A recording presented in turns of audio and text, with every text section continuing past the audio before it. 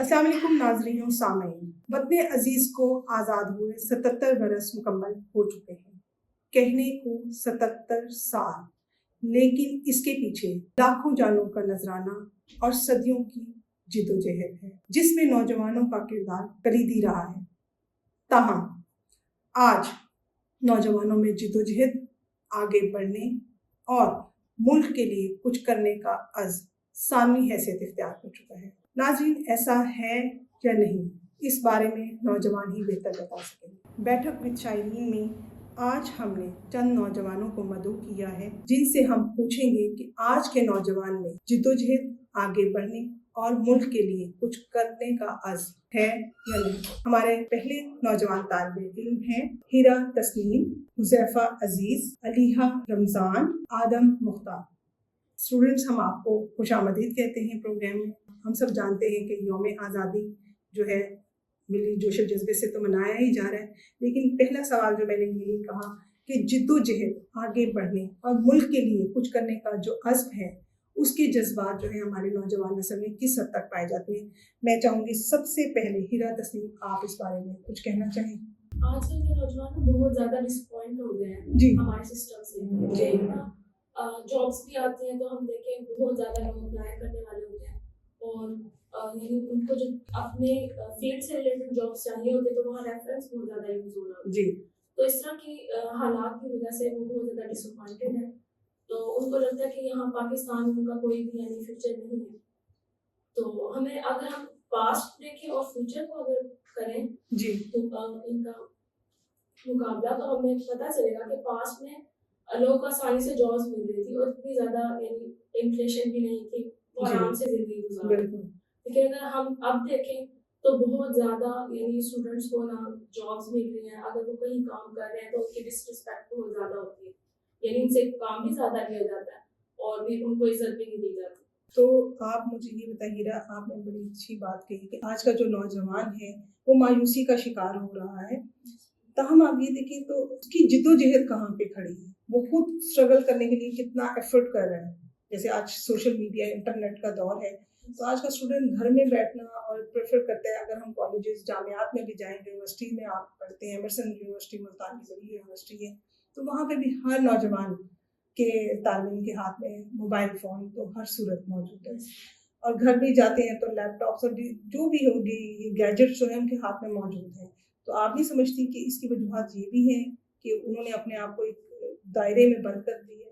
Ma'am, एक awareness की भी कमी है। अगर हमारे इतनी चीज़ें हैं लेकिन उन्हें अवेयरनेस देने वाला कोई नहीं। जैसे टीचर्स हैं हमारे, कुछ स्टूडेंट्स को ना गाइडेंस की जरूरत होती है। जी मोस्टली स्टूडेंट ये होते हैं कि वो खुद ही यानी सीरियस होते हैं अपने फ्यूचर के बारे में कि हम ये अगर हम इंस्टाग्राम यूज कर रहे हैं तो हम देख लें कि हमारी फील्ड से रिलेटेड क्या चीज़ें आ रही हैं। ठीक है, लेकिन बच्चों में डिस्ट्रैक्शन बहुत ज़्यादा होती है क्योंकि स्टूडेंट लाइफ होती है तो हम सीरियस भी नहीं होते सही और हमें रियलिटी का भी नहीं पता होता कि हम जब रियल लाइफ में जाएंगे ग्रेजुएट होके जी तो हमें जॉब्स मिलेंगे या नहीं। बस हमने ये सुना होता है कि हमारे डिपार्टमेंट के एचओडीज कह देते हैं कि आपको जॉब्स मिल जाएंगी, बस आप ये डिग्री कर ले आए, इसका बहुत ज़्यादा स्कोप है, तो वो ये समझ के आ जाते हैं। लेकिन वो फिर बीच में वो कोई भी उनको है ना यानी देखता नहीं है कि वो कर क्या रहे हैं। सही, तो मोस्टली ये चीज़ें आ जाती हैं। ठीक है हुज़ैफा अजीज, हम इसी बात को कंटिन्यू करेंगे कि स्ट्रगल, आज के नौजवान में जो स्ट्रगल है उसका उसमें कितना रुझान पाया जाता है, और दूसरी ये कि अपने वतन के लिए करने के लिए कितने वो अज़्म रखते हैं, जज्बा रखते हैं। बहुत शुक्रिया मैडम, मुझे बैठक में शायरी में मदद करने के लिए। मैडम, जद्दोजहद का जो ताल्लुक है वो तलबा और नौजवान नस्ल में बाकी नस्ल, बाकी उम्र के लोगों के मुकाबले में जो तकाजुल कराया जाए तो कदरे ज़्यादा पाया जाता है। जी अब सवाल ये उठता है कि तलबा में जद्दोजहद उनके आगे बढ़ने के लिए क्यों कारआमद साबित नहीं हुई। सही, मिसाल के तौर पे हम कहते हैं कि एक तालिब इल्म है, उसको उसके वालिदैन ने दुनिया की हर टेक्नोलॉजी से आरास्ता किया है, उसको तमाम सहूलियात मुयसर हैं। वो घर आता है तो उसको बेहतरीन खाना मिलता है, बेहतरीन उसके पास डिवाइस है जिस पे वो काम कर सकता है। लेकिन हम ये देखते हैं कि उसके पास कुछ अरसे बाद जब वो तालीमी दौर का नाम होता है तो उसके हाथ में डिग्री के सिवा कुछ नहीं होता। सही, तो जद्दोजहद का ताल्लुक इन चीज़ों से नहीं है, जद्दोजहद का ताल्लुक ज़ात से है और फिर वो किसी रहबर से भी है। सबसे बड़ी चीज़ जो है रहबर से भी, जैसे कि हीरा तस्नीम साहिबा ने कहा कि हमारे पास गाइडेंस की कमी है।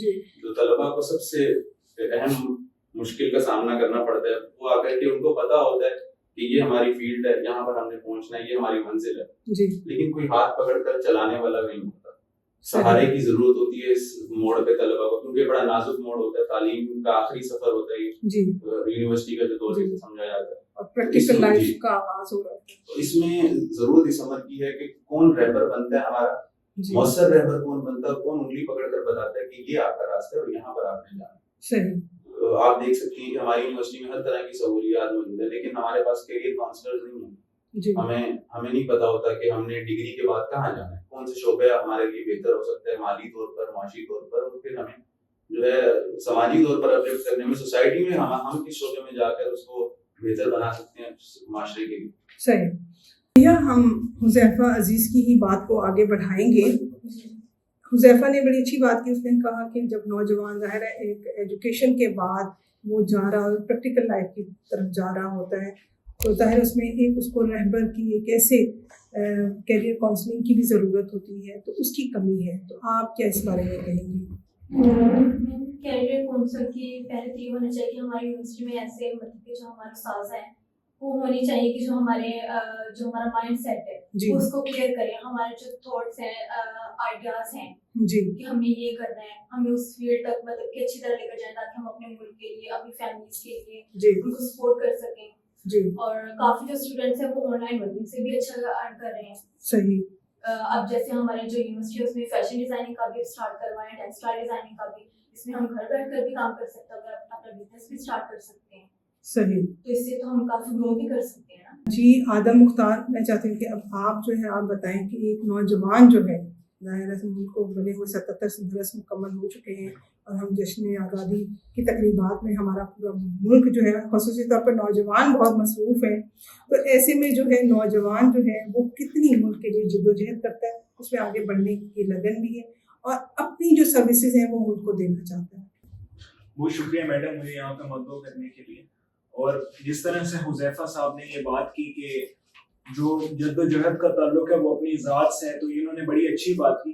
لیکن میں سمجھتا ہوں کہ یہاں پہ جس طرح سے تسنیم صاحبہ نے کہا کہ اویئرنیس کی بھی کمی ہے, تو وہ ہمیں بیسیکلی ڈیموکریٹک ویلیوز کی اور پولیٹیکل رائٹس کی اویئرنیس شروع سے ہی نہیں دی جاتی, کیونکہ اس کا مین مقصد یہ ہے کہ جو ہماری حکومت ہے وہ یہ سمجھتی ہے کہ عوام جو ہے وہ بالکل یعنی کہ ان پڑھ ہے اور اس کو جتنا ان پڑھ رکھا جا سکے وہی ٹھیک ہے, کیونکہ اگر یہ ایجوکیشن حاصل کر لے گی تو پھر یہ جد و جہد کرے گی اور پھر یعنی کہ ہمارے مقابلے میں آ کے کھڑی ہوگی. اور جس طرح سے نیلسن منڈیلا نے بھی کہا education is the most powerful weapon which you can use to change the world, لہٰذا ہمیں زیادہ سے زیادہ ایجوکیشن پہ فوکس کرنا چاہیے. اور نہ صرف ایجوکیشن, وہ جو آج کل کی ہماری یونیورسٹیز کالجز میں ہمیں دی جا رہی ہے رٹا سسٹم, اور یعنی کہ اس طرح کی یعنی کہ ہمیں چاہیے ہم مختلف کتابیں پڑھیں, مختلف آٹو بایوگرافیز پڑھیں, اور مختلف ان سب چیزوں کو دیکھ کے ہم دیکھیں کہ جو ہمارے جو قومی ہیروز ہیں, قائد اعظم سر سید احمد خان, علامہ اقبال, انہوں نے کس طرح سے پاکستان کو حاصل کرنے کے لیے اور ہمیں آزادی دلانے کے لیے مسلمانوں کو جد و جہد کی, اور ان سے سبق سیکھ کر جو ہمیں اپنی زندگی میں آگے بڑھنا چاہیے اور ملک و قوم کا نام روشن کرنا چاہیے. آدم آپ نے بہت اچھی بات کی, ہم اسی چیز کو کنٹینیو کریں گے. آپ نے کہا کہ انسان کی اپنی جد و جہد ہوتی ہے اور وہ ظاہر پرسنالٹیز سے بھی ہوتا ہے. تو ہیرا میں آپ سے پوچھنا چاہوں گی کہ آپ کیا سمجھتے ہیں موجودہ, ظاہر ہے آپ بچے ہیں, آپ تو بھی اسی صدی کے بچے ہیں, تو آپ کیا سمجھتی ہیں کہ ہمارے ملک میں ہمارے سیاستدان کچھ ڈیموکریٹک پرسنالٹیز ایسی ہیں جن کو ہم رہنما بنا سکتے ہیں موجودہ دور میں, اور کیا آپ موجودہ ملک کی جو ہمارا ایک سیٹ اپ پولیٹیکل اور اکنامکلی ہم جا رہے ہیں, تو کیا آپ اس سے سیٹسفائڈ ہیں؟ میم کچھ حد تک سیٹسفائڈ بھی ہیں, کیونکہ نا بہت سارے پروگرام ایسے ہیں کہ جس میں اسکل ڈیولپمنٹ کی چیزیں اسٹارٹ کروائی ہے گورنمنٹ نے, لیکن مسئلہ یہاں پہ آ جاتا ہے کہ بچوں کو پتہ ہی نہیں ہوتا کہ اس طرح کے پروگرام شروع ہوئے. یعنی وہ اسٹارٹ تو کروا دیتے ہیں لیکن اس کی اویئرنیس نہیں ہوتی. یونیورسٹیز میں کوئی نوٹیفیکیشن نہیں جاتا کہ آپ اپنے اسٹوڈنٹس کو یہاں پر یعنی ایڈمیشن دلوائیں, ساتھ ساتھ میجر جو ہمارے کورس ہے اس کے ساتھ ہم ساتھ اسکل بلڈنگ والے کورسز کریں. تو اس طرح کے کوئی انیشیٹو نہیں اسٹارٹ کیے جاتے. یعنی گورنمنٹ کو چاہیے کہ اگر وہ کوئی کورس اسٹارٹ کروا رہی ہے اسکل ڈیولپمنٹ کا, یا جس طرح یہ ڈیجیٹل امپاورمنٹ کے کورسز ہوتے ہیں, تو وہ ہماری ڈگری کے ساتھ ساتھ چلنے چاہیے تاکہ ہم ارننگ بھی کر سکیں اور اپنی ایجوکیشن بھی کمپلیٹ کر سکیں. حذیفہ اسی سوال جو میں نے کی ہے اسی کو کنٹینیو کروں گی, تو آپ کا اس بارے میں کیا رائے رکھتے ہیں؟ میڈم میں یہ طالب علمانہ رائے پیش کرنا چاہوں گا اس حوالے سے. جی تاریخ نے طلبا کے ساتھ بڑا ظلم کیا. جی ہم اگر اس کو قومی دھارے میں دیکھیں تو ہمیں قومی دھارے میں شامل نہیں کیا گیا. جی بر صغیر کی جدوجہد کو ہم دیکھیں تو طلبا All India Muslim Federation Student Federation جو تھی اس نے پاکستان بر صغیر کی جو پاکستان کی آزادی تھی اس میں بڑا کردار ادا کیا. صحیح. ظلم ہم پر یہ ہوا میڈم کہ ہمیں قومی دھارے میں شامل نہیں کیا گیا. وہ اس طرح سے کہ ہم پہ پابندیاں لگ گئی. صحیح. طلبا جو کہ جن کا سیاست میں ایک اہم کردار رہا ہے, جن کا امور سازی میں ایک اہم کردار رہا ہے, جو معاشرتی مسائل ہیں ان پہ وہ بات کرتے ہیں, یہ آواز ہماری دبا دی گئی حکمرانوں کی جانب سے بھی اور پہلے بھی.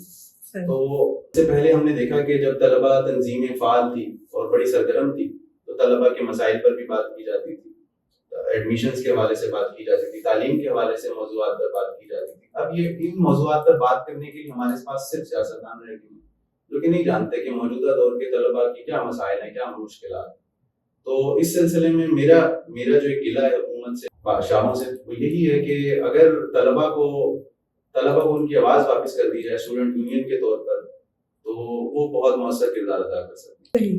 تو آپ سے اسی پہ ہم بات کریں گے. اسٹوڈنٹ یونین کی آپ بات کریں تو اسٹوڈنٹ یونین جو ہے ایک طالب علم کو معاشرے کا بہتر شہری بنانے کے لیے کیا کردار ادا کرتا ہے؟ کیا صرف سیاست ہی سکھانا اس کا مقصد ہوتا ہے یا کہ اس کے سماجی تعلیم بھی اس میں شامل ہوتی ہے اور دیگر امور بھی؟ میڈم اس کا موازنہ اگر ہم باہر کی کسی بھی دنیا سے کریں تو آپ دیکھیں گے کہ وہاں کے طلبا, ان کے امریکہ کی مثال لے لیں کہ وہاں کی یونیورسٹی کے طلبا, ایون کالجز کے طلبا اپنے کونسلز میں وہاں پر اتنے فعال ہوتے ہیں کہ وہ وہاں کی امور سازی اور تنظیم سازی میں ایک اہم کردار ادا کرتے ہیں. مثال کے طور پہ کہ ابھی پچھلے دنوں امریکہ میں یہ ہوا کہ مسلمانوں کی جو پوسٹ مارٹم کیا جاتا تھا وہ ان کی مرضی کے مطابق نہیں کیا جاتا, جو کہ قانونی حق ہے. یعنی مسلم کمیونٹی کا پوسٹ مارٹم ہوتا تھا, چاہے فوت ہو جائے تو اس کا پوسٹ مارٹم ہوتا تھا. تو اب اسٹوڈنٹس نے, ادھر کی کمیونٹی نے ہی اس پہ آواز اٹھائی, آواز بلند کی. ان کے کونسلر نے, میئر آئے, انہوں نے یہ فیصلہ کیا کہ یہ قانون مسلمانوں کے حق میں نہیں ہے. ہم دوسری تناظر میں اگر ہم دیکھیں کہ پاکستانی جس معاشرے میں ہم رہ رہے ہیں اس تناظر میں ہم دیکھیں کہ طلبا جو اس دور کے طلبا ہیں جو یونیورسٹی اور کالجوں میں زیر تعلیم ہیں, ان کے مسائل, ان کی ذہنی سطح اور ان کی بہتری کے لیے بات کی اگر کوئی ان سے بڑا کرے تو وہ مؤثر بات نہیں ہوگی, وہ اتنی پر اثر بات نہیں ہوگی جتنی بذات خود طالب علم اپنے بارے میں بات کر سکتا ہے. تو اس حوالے سے میں یہ سمجھتا ہوں کہ طلبا کی آواز کو سیاست کو دراصل میں ہم نے غلط کھیل سمجھ لیے. یہ بڑا خوبصورت کھیل ہے, آپ کی آواز, آپ کا حق آپ ایوان بالا تک آگے لوگوں تک پہنچاتا ہے, دنیا تک پہنچاتا ہے, اور آپ کے حق کی بات جو ہے وہ سیاست کے ذریعے. تو یہ اگر اس میں طلبا بھی آئیں تو یہ کوئی بری چیز نہیں ہے, یہ ہمارے حق کی آواز ہے. صحیح. آدم حذیفہ نے بڑی اچھی بات کہی. تو آپ بھی انٹرنیشنل ریلیشنز کے اسٹوڈنٹ ہیں, تو میں چاہتی ہوں کہ جو اسٹوڈنٹ یونین ہے آپ کیا سمجھتے ہیں کہ وہ کتنا فعال کردار ایک اسٹوڈنٹ کو ایک بہت اچھا شہری بنانے میں معاون ثابت ہوتا ہے؟ جی بہت شکریہ. جس طرح سے حذیفہ صاحب نے بات کی کہ اسٹوڈنٹس جو ہیں ان کو بھی پولیٹکس کے اندر آ کے جو ہے اپنی آواز بلند کرنی چاہیے اور جو ان کے رائٹس ہیں ان کو ملنے چاہیے.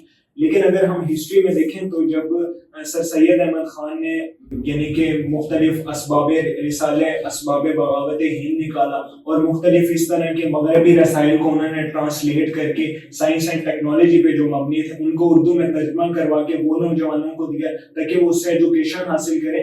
تو 1885 میں انڈین نیشنل کانگریس تو بن چکی تھی, لیکن سر سید احمد خان نے مسلمانوں کو تبھی منع کر دیا تھا کہ آپ نے اس پارٹی کو جوائن نہیں کرنا, آپ نے سب سے پہلے اپنا پورا فوکس کرنا ہے ایجوکیشن پہ. کیونکہ جس طرح سے میں نے پہلے بھی ایجوکیشن کے بارے میں بات کی کہ وہ کتنی زیادہ امپورٹنٹ ہے, تو اسی طرح سے اگر ہم دیکھیں, اگر ہم یعنی کہ اپنا فوکس پہلے ایجوکیشن پہ کریں گے اور صحیح ایجوکیشن یعنی کہ جو باقی کنٹریز میں دی جا رہی ہے جس طرح سے ایجوکیشن کنسیپچل اور بہترین قسم کی ایجوکیشن, وہ اگر ہمیں ملے اور پھر جو ہم اپنی بھی تحقیق اور یعنی کہ اپنے مائنڈ سیٹ کے مطابق اگر چلیں تو انشاءاللہ یعنی کہ ہم جو ہے حکومت کے اندر اچھی پولیٹکس بھی کر سکتے ہیں اور جو ہے باقی یعنی کہ جو تمام سماجی مسائل ہیں ان کے اوپر بھی اپنی آواز بلند کر کے رائٹ ٹو ایکسپریشن اس کا اظہار کر کے جو ہے ہم ایک بہتر شہری اور ایک ریسپانسبل سٹیزن کا کردار ادا کر سکتے ہیں.